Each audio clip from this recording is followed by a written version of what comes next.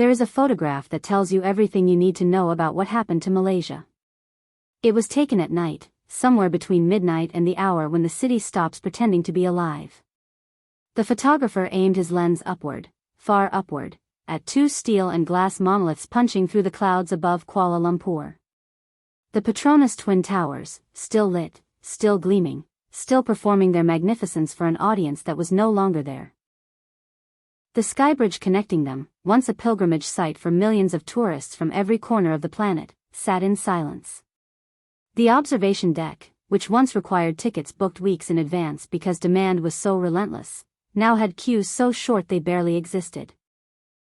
The plaza beneath the towers, which used to pulse with the noise of 100 languages, the click of 1,000 cameras, the electric hum of human wonder, was quiet in a way that a place built for crowds should never be quiet. That photograph should have been on the front page of every financial newspaper in Southeast Asia.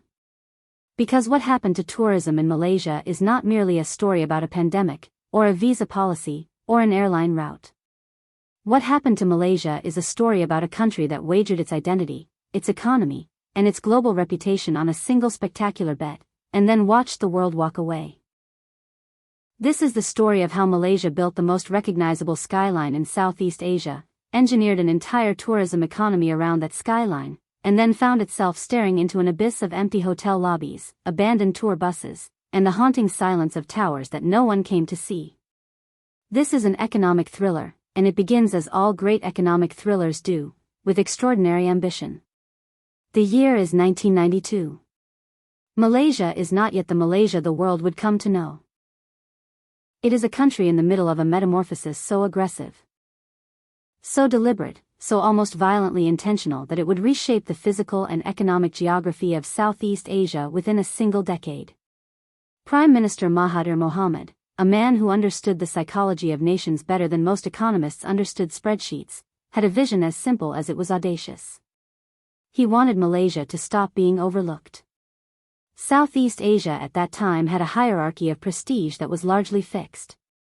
Singapore was the financial brain. Thailand was the cultural heart. Indonesia was the geological giant.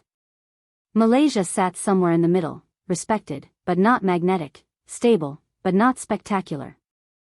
Mahathir understood that in a world increasingly driven by perception, image, and the intangible currency of global attention, being merely competent was a sentence to irrelevance.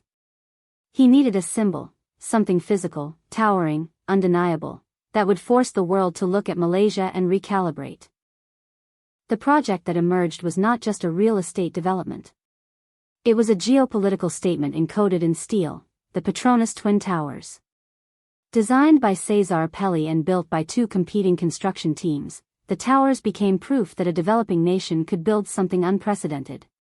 When completed in 1998, they became the tallest buildings in the world. For 6 years, Malaysia stood literally at the top of the world. And the world noticed. A tourism machine grew around them. The skybridge and observation decks were open to the public. Free tickets were distributed daily to maximize footfall. People queued before dawn. People flew to Kuala Lumpur just to stand in that queue. The towers became Malaysia's Eiffel Tower, its identity, its postcard, its global signal. The KLCC district expanded into a world-class urban ecosystem: parks, malls, hotels, corporate towers. Tourism numbers surged from 10 million arrivals in 2000 to over 24 million by 2010, and 26.1 million by 2019. Tourism revenue reached tens of billions in Malaysian ringgit, supporting millions of jobs. Then came 2020. The COVID-19 pandemic did not just damage tourism, it collapsed it. Arrivals fell by over 80%. Borders closed. Flights stopped.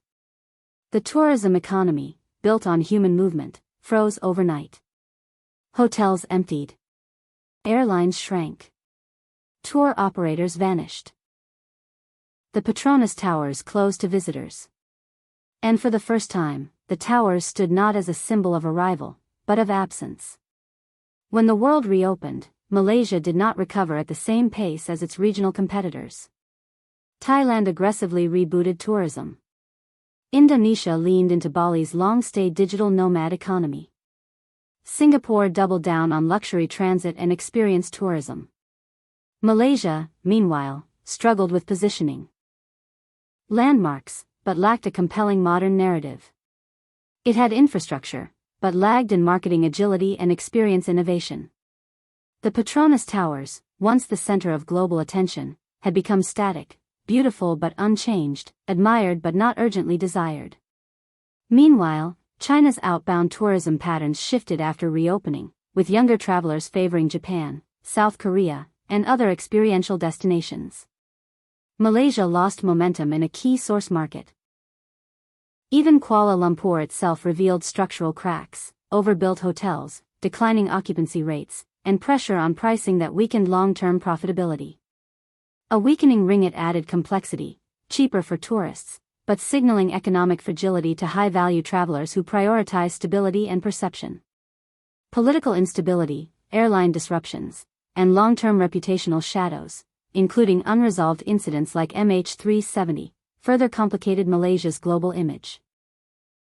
And beneath all of this lies.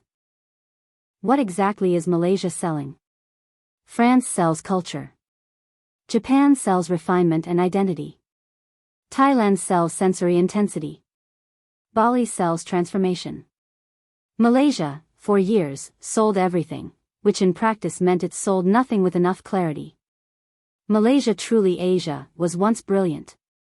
But as Southeast Asia became more interconnected, accessible, and digitally visible, diversity alone stopped being a competitive advantage. Today, travelers don't need to come to Malaysia to experience Asia, they can see it everywhere before they even arrive. Even the Petronas Towers, once a must-see global icon, have become a recognizable image without urgent travel demand attached to it. Competing destinations evolved their experiences. Singapore transformed Marina Bay Sands into an evolving entertainment ecosystem. Tokyo embedded its towers into immersive cultural districts. Malaysia largely preserved the original experience. Yet Malaysia is not without extraordinary. Borneo's rainforests, orangutans, and biodiversity rank among the most important ecological tourism assets in the world. Penang and Malacca offer UNESCO heritage depth and cultural layering that rivals any regional competitor. Georgetown in particular has emerged as a globally respected urban cultural destination. The challenge is not absence of value, but lack of unified storytelling and strategic packaging. Tourism economics now depend heavily on yield, not just arrivals. Malaysia still relies heavily on short-stay visitors, especially from Singapore, which inflates numbers without maximizing revenue per visitor. True high-value tourism, long stays, multi-region travel, luxury and experience-driven spending, is still underdeveloped compared to competitors like the Maldives or Bali. Currency weakness, while helpful for affordability, also signals instability, which can deter premium travelers. The government's Visit Malaysia 2026 initiative aims to reverse this trajectory, targeting 35.6 million visitors and significantly higher tourism revenue. Investments in infrastructure, visa reforms, ecotourism, and cultural branding are underway. But the core challenge remains strategic. Malaysia must define what it is beyond its skyline. Because the towers already succeeded in doing their job. They made Malaysia visible. Now the question is whether Malaysia can make itself desirable again. The Petronas Twin Towers still stand, unchanged, luminous, dominant. But what surrounds them has become the real indicator of Malaysia's tourism future, the presence, or absence, of the world beneath them.